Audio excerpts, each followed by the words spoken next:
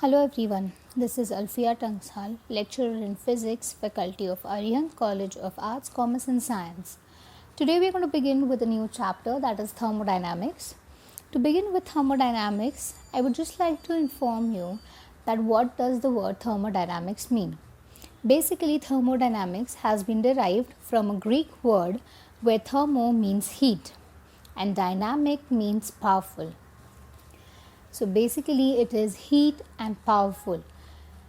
Now you must have seen that when a person is dancing or a vehicle is moving on the road or a cart is pulled by an animal, the person feels warmth, engine gets heated up, animals feel warm. In all these cases, work done by the person, animal or an engine produces some heat. This heat should be able to do some work. So in short, we say that thermodynamics is a conversion of work or any form of energy into heat and the other way around. We can define thermodynamics as it is a branch of physics that deals with the concept of heat and temperature and interconversion of heat and other forms of energy.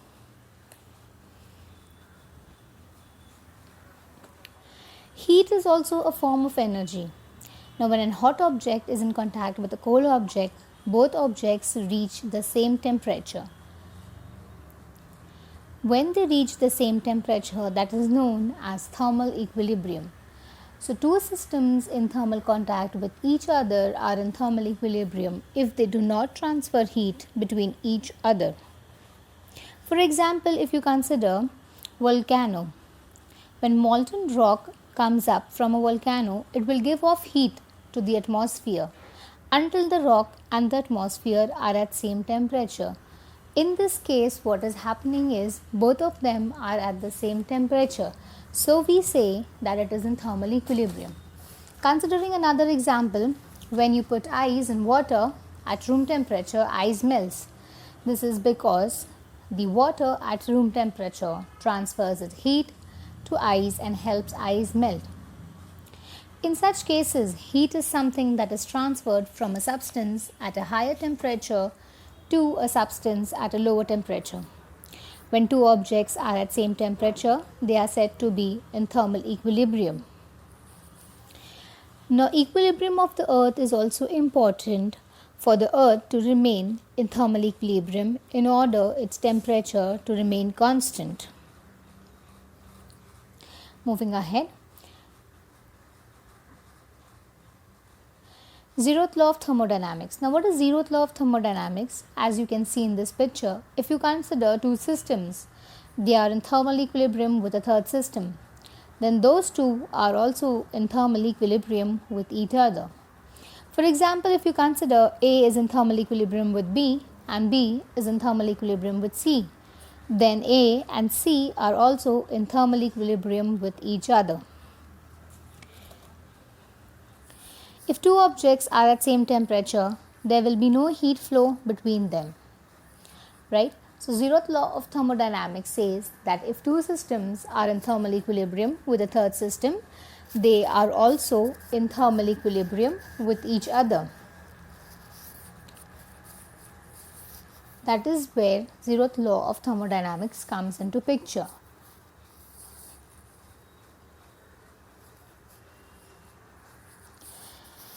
You need to know that if two thermometers have same temperature, then they will be in thermal equilibrium. That is thermometry, where different temperature scales and method of measuring temperature are taken into consideration. There are two types of walls that you people need to remember, that is dithermal wall. Dithermal walls are nothing but those which allow the flow through the system, and adiabatic walls where it does not allow heat to flow.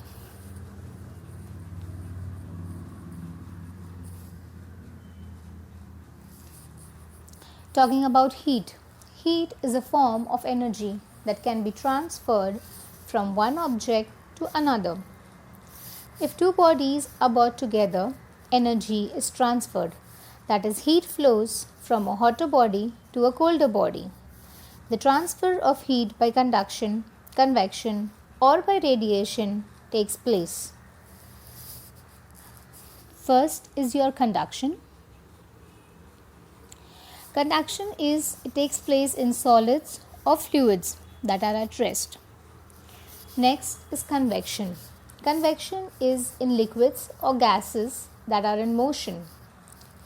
Last is radiation. For radiation, there is no material that is required for the transfer of heat to take place.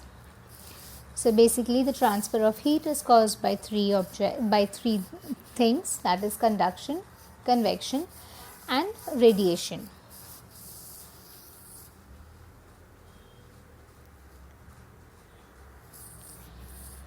Now, what is internal energy?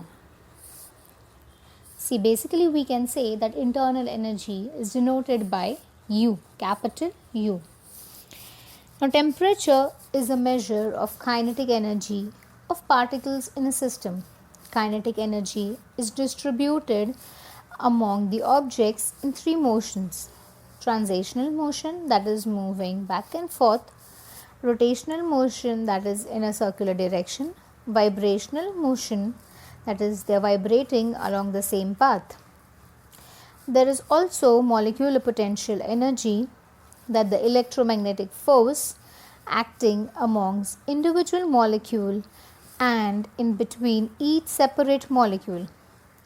So basically we can say that internal energy is nothing but the sum of molecular kinetic energy and potential energy is internal energy, that is U.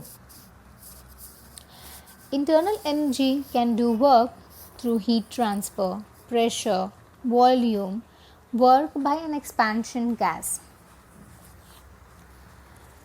When there is a high temperature, that means more internal energy is there. If there is low temperature, then less of internal energy is there.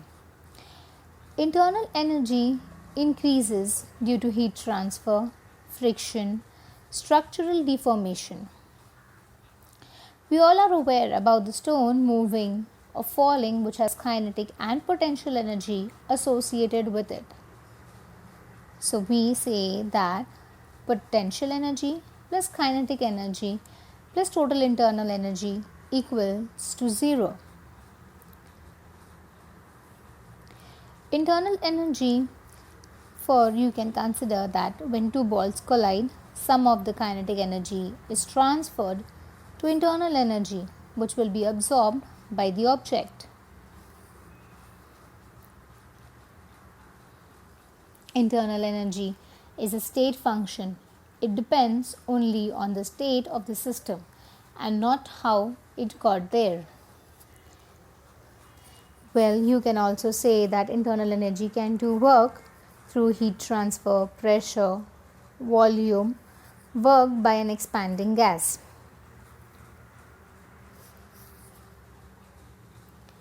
Now, talking about thermodynamic system. If we consider a vessel that is filled with water, it is a system. The vessel is its boundary and the atmosphere around it is its surrounding. As you all can see in this picture A, we have a system, the covering, the outer layer is its boundary, and the rest of the environment which is there, that is nothing but the surrounding. Same goes for the image B. If we consider a system which is enclosed in a cylinder having a frictionless, massless piston, the inside part, that is the gas which is filled, is nothing but your system. The outer covering which is there is its boundary, and the rest of the environment which is present outside is nothing but its system.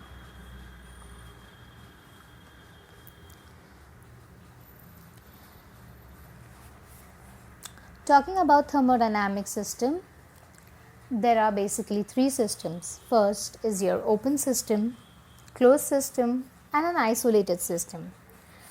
Talking about open system. Open system allows exchange of energy and matter with the environment. Example, when we consider a kettle in which water is boiling. When the water is boiling inside the kettle, heat is given, that is the exchange of energy with the surrounding, and steam is coming out of the kettle, that is exchange of matter with the surrounding. In this case, we have energy and matter, that is exchange with the surrounding. So we say that it is an open system.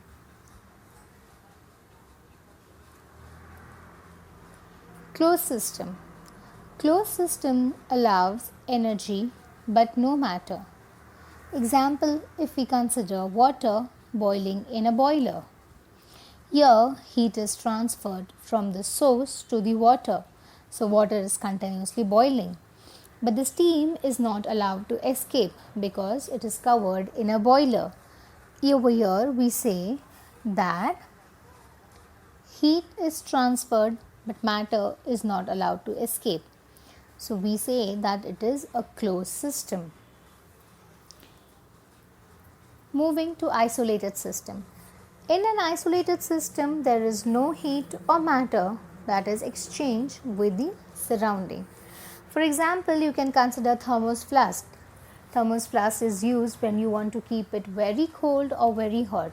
So there is no exchange of heat neither matter with the surrounding. So that system is considered to be your isolated system.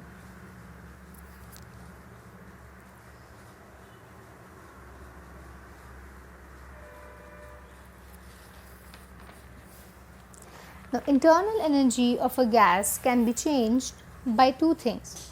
First is by heating it, and the second one is by doing some amount of work over it. Now, if we consider a cylinder that is filled with a gas in it, the cylinder is provided with a movable, massless, and frictionless piston at one end.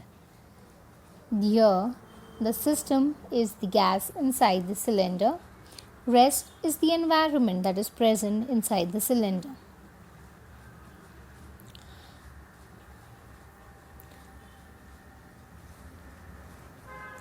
Over here, the internal energy can be changed by heating it. How can it be changed by heating it? Same example, we consider having gas filled inside a massless, frictionless cylinder, which is having a piston that is fitted at one of the ends. When we apply heat, at that time, the cylinder is brought in contact with a source of heat, such as a burner. As the temperature difference between the source of the heat and the system will cause a flow of energy towards the gas in the cylinder. Here there will be an increase in the internal energy of the gas. If the environment is at a temperature that is lower than the gas, the energy is transferred from the gas to the environment. The other is by doing some work. Here we consider a gas filled in a cylinder fitted with a movable, massless and frictionless piston.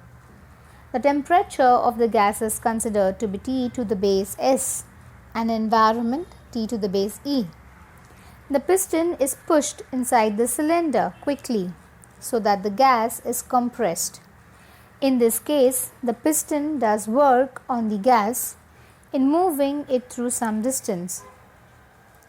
The gas gains the energy and the temperature is increased.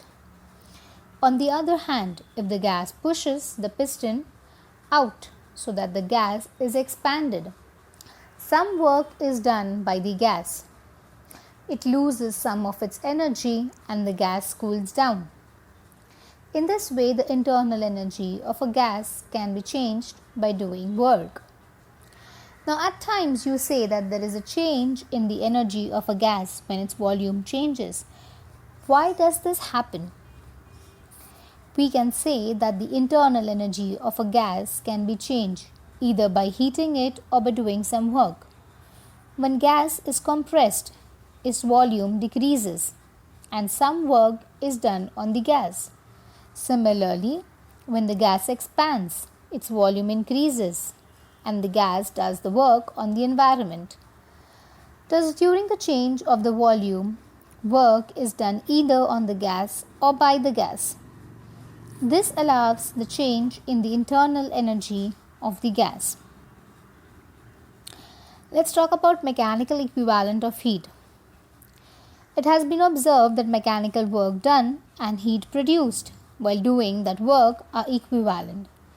This equivalence is the mechanical equivalent of heat. The relation between mechanical work W and corresponding heat produced H is given by W is equals to J into H. The constant J is called as the mechanical equivalent of heat. Thank you so much.